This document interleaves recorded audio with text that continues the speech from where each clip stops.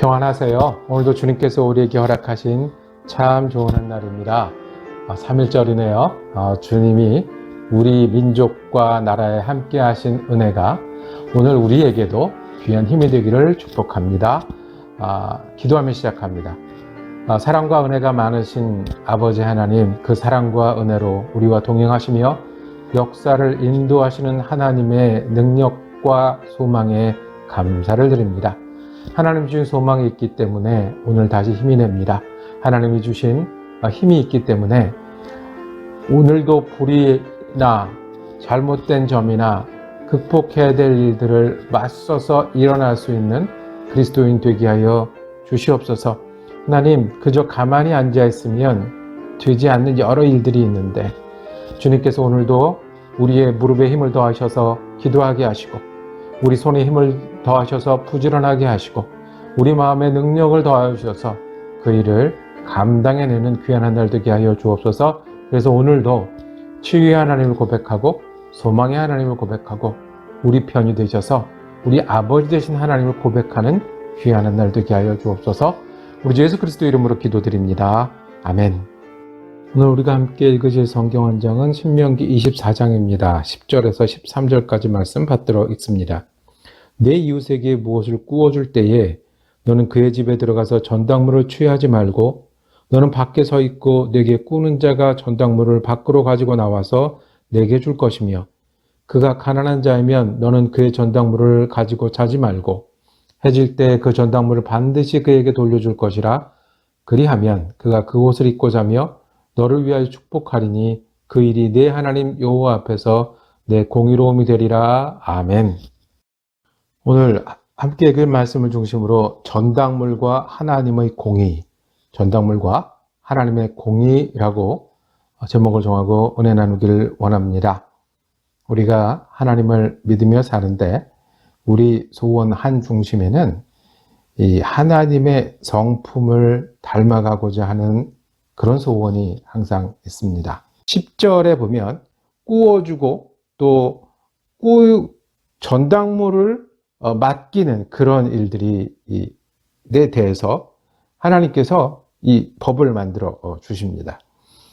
내 이웃의 못을 구워줄 때 너는 그 집에 들어가 전당물을 취하지 말라고 합니다. 그러니까 내가 남에게 돈을 빌려줬어요. 돈을 빌려주면 그것을 갚을 때까지 무언가를 맡고 있죠. 그걸 전당물이라고 하죠. 그런데 그 전당물을 가져올 때 집에 들어가지 말고 밖에서 기다리라는 겁니다. 그러니까 내가 가지고 싶은 전당물을 가진 게 아니라 그 사람이 맡기고 싶은 전당물을 스스로 가지고 나와서 주도록 하는 겁니다. 무슨 차이가 있겠습니까? 내가 함부로 그 사람의 집에 들어가고 그 사람의 물건을 취하고 그 사람의 귀중한 것들을 보관하는 것을 내가 하지 말고 최소한 돈을 빌리는 사람이 그 일을 하게 하라는 것입니다. 최소한의 인격을 존중하라는 것입니다. 돈을 빌리는 일은 어디에나 있고 어느 시대에나 있습니다. 이 돈이 항상 모두가 똑같이 갖고 있지 않고 또 똑같이 필요하지 않습니다. 그러니 이 일은 언제나 있습니다. 빚을 좋아하는 사람은 없습니다. 빚을 지는 일을 기다리고 그렇게 하려는 사람은 없습니다. 빚은 아무리 좋은 뜻, 아무리 계획을 가지고 지더라도 짐이 됩니다. 돈을 갚아야 하니까요. 돈 갚는 일이 쉽다면 그것이 왜 어려움이 되고 그것이 왜 문제가 되겠습니까? 또 하나는 그 짐을 지고 사는 것뿐만 아니라 이 돈을 빌려준 사람과 또 돈을 빌린 사람의 관계는 말 그대로 평등하지 않게 됩니다. 한 사람은 힘이 생기고 한 사람은 약하게 됩니다. 한 사람은 목소리가 커져도 되고 한 사람은 자기 목소리를 다 낼 수 없습니다. 한 사람은 죄인처럼 되고 한 사람은 주인처럼 됩니다. 그렇게 될 수밖에 없는 게 우리 현실입니다. 빚을 지고 짐을 질 수밖에 없고 그 다음에 관계도 평등하지 않게 됩니다.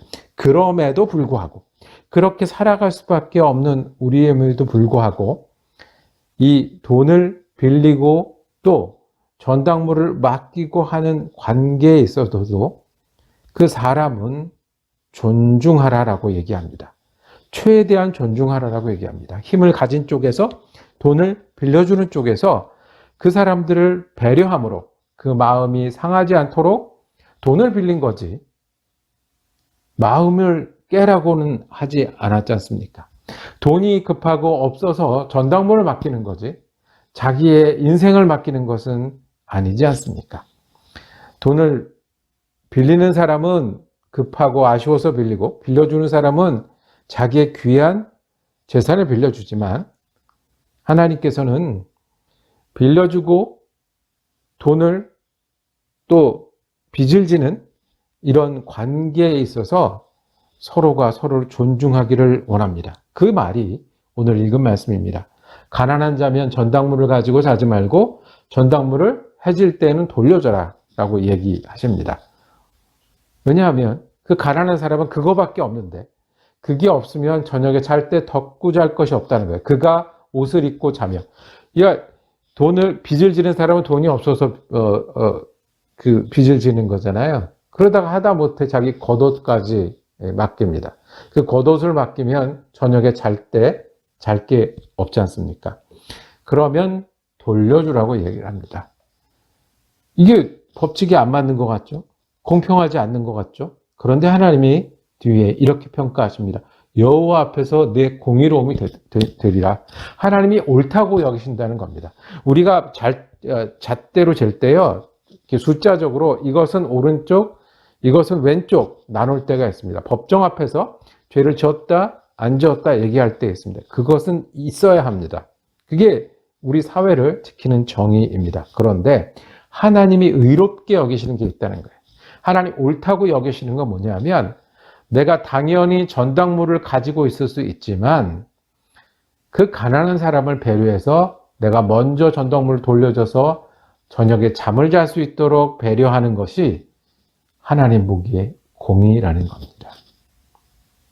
모든 만물의 주이신 하나님, 내게 돈도 주시고 돈을 빌려줄 수 있게도 하셨으니 나한테 돈을 빌리는 사람에게 배려할 수 있는 것이 하나님이 보시기에 공이다라고 말씀하십니다. 똑같은 예가 좀 앞에 6절에 있습니다.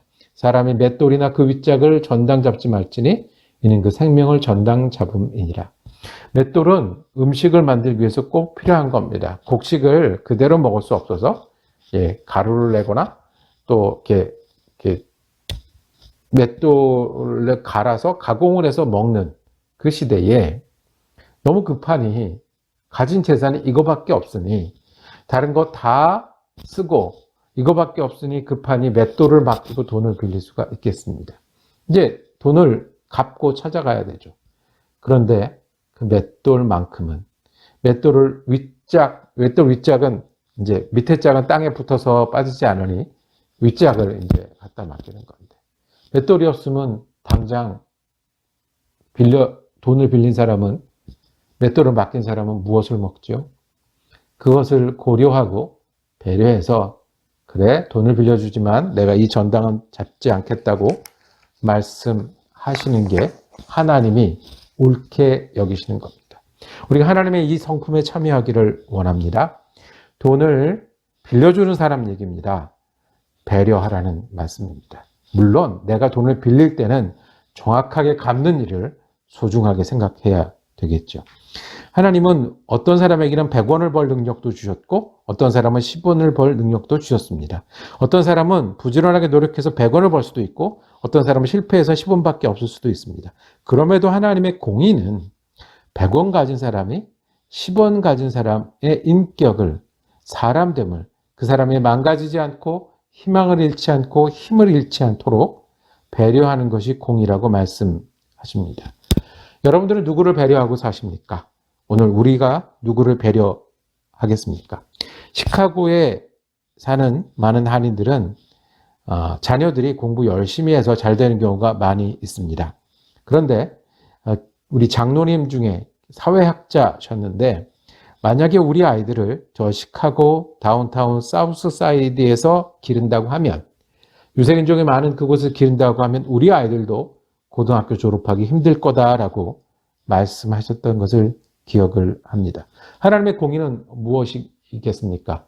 우리가 우리 아이들을 잘 기르는 능력뿐만 아니라 다른 사람들도 함께 아이들을 잘 기르는 곳을 만들기 위해서 배려하고 정책을 만들고 나누는 일에 참여하는 겁니다.